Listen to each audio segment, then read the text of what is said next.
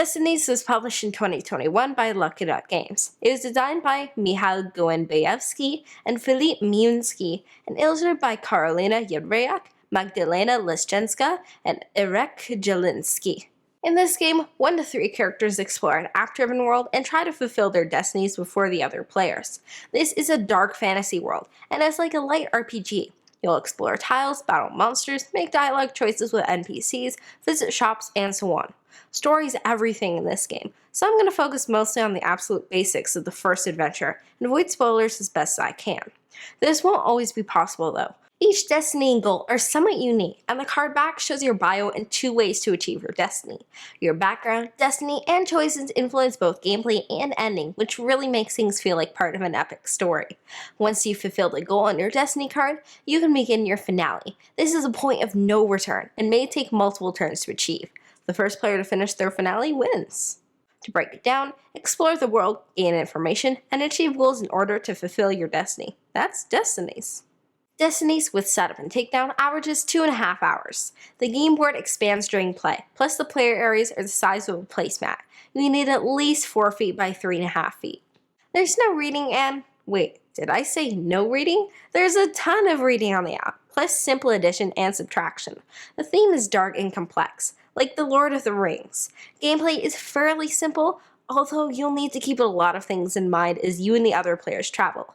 I wouldn't recommend this for kids younger than 10.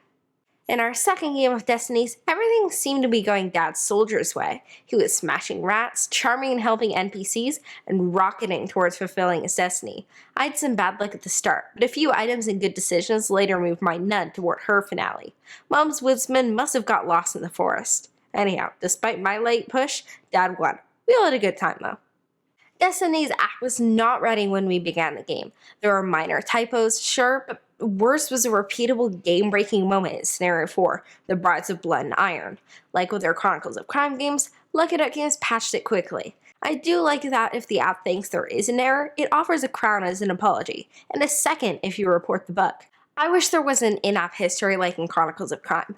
There is a lot of story to keep track of, especially if it was character-specific, so you could go back and see your interactions on your turn. The app does a nice job establishing the world when tiles are revealed, thanks to flavor text, NPC minis, and point of interest POI tokens. I like the app. The narrator at the beginning is fun, like in Detective City of Angels, and the ambient music and sound add to the experience. The art is absolutely gorgeous, and the graphic design is excellent. I like how the location tile backs have a bit of fog of war, but you still get a hint as to what's in store. The minis are small but detailed, and seem to be sturdy. I only spotted a few parts here and there where we'll need to be careful. The insert is well designed, although I wish the mini spaces were numbered or something so we didn't spend so much time each game being like, is it this one? No. This one? Maybe? We played all the scenarios with 3 people, and downtime can be an issue. You'll have turns where you go someplace, have one exchange with an NPC, and then pass the phone along. Mom maybe then has a 5 to 7 minute turn, and then Dad does too. It's not the worst thing, because you can learn quite a bit about your opponent's goals or quests that you can fulfill. If you don't pay attention, you may miss out on something important. That brings up a related issue. If someone is growing bored because of downtime and they go walk around or play on a phone or whatever, they may grow frustrated when it is their turn because they don't have all the information. This is a long game, so make sure players know what they're in for before starting. The market mechanism is really clever. You make a deck as instructed by the app, but then the cards sit in a pile. I'm sure some people will allow players to flip through the cards at any time, but you play where the top card is all you have to spark your memory.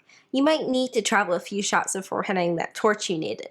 Also, when you sell something to the market, it goes into their goods piles. In one game, Mom sold a tarot card that was useless to her.